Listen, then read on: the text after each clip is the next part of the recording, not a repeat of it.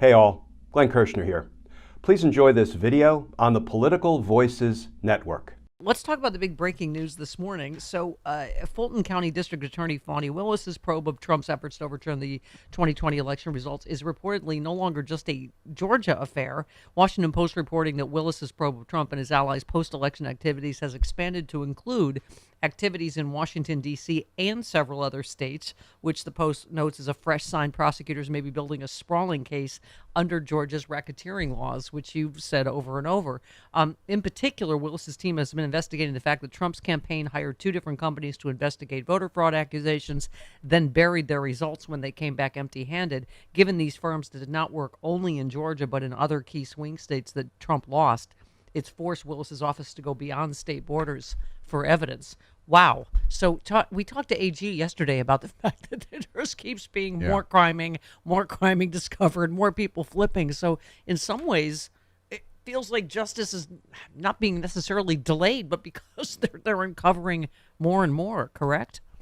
Yeah, and that's great. You know, at the end of the day, more incriminating evidence is more incriminating evidence. But at some point, enough with the investigating. Let's get to the indicting, right? Ordinarily, we will indict, we will continue to investigate, and then we will build bigger and bigger indictments. We call them superseding indictments. So I would like to see the first indictments dropping. But here's what we know, Steph. When Fani Willis reaches out to the judges and makes a remarkable request, something I never encountered in 30 years, asking the judges to please cancel all trials and all in-person hearings for the weeks of August 7th and August 14th. Somebody asked me, did you ever do that as a prosecutor? The closest I ever came is when I knew we were going to have a big protest in D.C. and we suspected there might be a whole bunch of lockups. We would let the court know in advance, look, judges, we might be occupying lots of your time running lots of arrestees through your courtrooms in the first couple of days after the protest. That's as close as I ever came. That is an absolute sign that Fani Willis is preparing to drop at least the first big old conspiracy indictments in mid-August. Wow. Yeah, that's what you said. Yeah, Georgia will be on your mind beginning August 7th. That's funny. Okay. We'll have the song running through our head. Okay. So where else? Oh, good Lord. There's so much to talk about right now that because you said the criminal circle of Trump's co-conspirators seem to be expanding. Looks like we're going to need a bigger indictment. And then you said any federal indictment would be welcome at this point. But we keep asking the question, where's Mark Meadows? Right. Right. And this was people working on his autobiography that, apparently heard this conversation in Bedminster or taped it.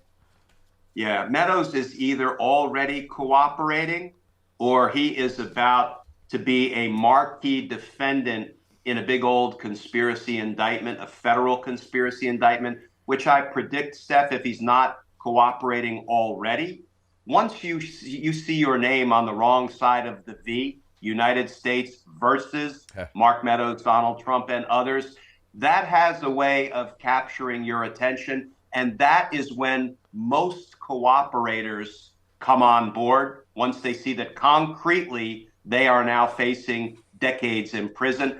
Meadows is either cooperating already or he will be cooperating after he's indicted, would be my prediction. Yeah, interesting. Okay. By the way, speaking of, you said Trump and DeSantis pledged to pardon insurrectionists, making clear Trump and DeSantis are running on a platform of lawlessness, violence, and sedition. You said need more motivation to make sure DeSantis never wins the presidency. He will pardon those who attack police officers and violently stop the lawful transfer of power temporarily. We can reasonably infer he will also pardon Trump and weaponize and corrupt the DOJ. I mean, this has become, as we keep saying, a lawless party. We just played Chuck Grassley saying, what did he say exactly? We aren't interested in the accusations against Biden are accurate. I mean, this is what's become of this party. Yeah, when I said that, Trump and DeSantis at a minimum are running on a platform of lawlessness, violence, and sedition, that is what they are now expressly doing by pledging to pardon the people who beat police officers into submission. And you know what, Steph? Let them make those campaign promises, because that, I don't think, is a winning platform. I also am happy to see all of the people who are throwing their hat in the ring for the Republican nomination. In recent days, we've had not only DeSantis, Chris Christie, Mike Pence said he's going to run, Tim Scott. all of these people, why are they now throwing their hat in the ring?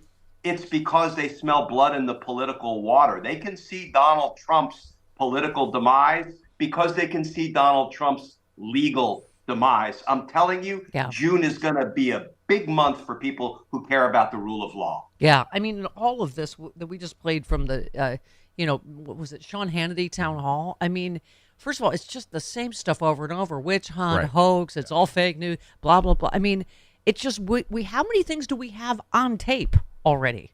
I mean, most obviously legal experts I've seen, including you, are say, like, he's cooked. This is game over. This is once again on tape, right?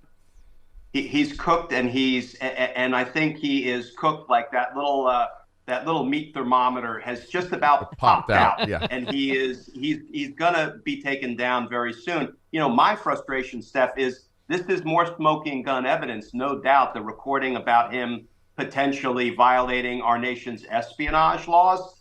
But we have a whole arsenal full of smoking guns. I envision the FBI agents and the federal prosecutors saying, oh, another smoking gun, just go ahead and throw it on the pile of smoking guns. Yeah. There's enough to indict 10 times over. So enough with the investigating. Let's get to the indicting. Yeah, I'm with you.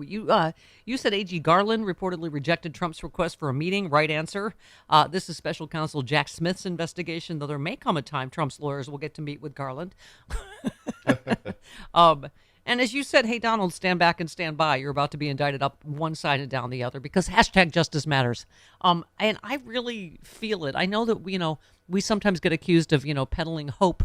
We're hope mongers. But I like I say, Glenn, this is what did George Conway say? It's almost what's unprecedented, the amount of evidence. I mean, just the amount of evidence that it must take time to compile.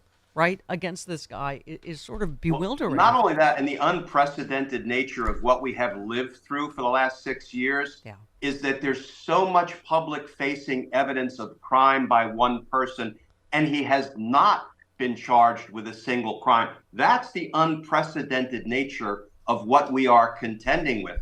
When you have so much crime available, proving, that federal offenses were committed by one person, Steph, ordinarily, we prosecutors move out and indict people. We charge them. The unprecedented nature of this is that Trump and none of his criminal associates, none of the command structure of the insurrection, for example, have been charged yet. But I'm going to say it again. All of that is about to change. Yeah. This is, I guess, goes in the legal nice try category, but Judge Lewis Kaplan dismissed a motion from Trump to dismiss a Trump ally, to dismiss E. Jean Carroll's defamation case because he's being persecuted for being a white Christian.